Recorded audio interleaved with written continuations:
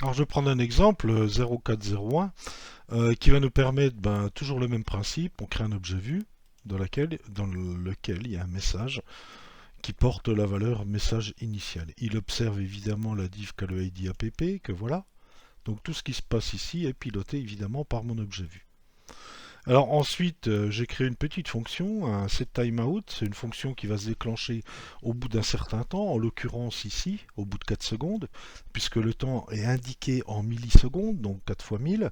Et puis ici, j'appelle simplement dans mon objet VM, mon objet vu, la variable message pour lui mettre la valeur message modifié après 4 secondes.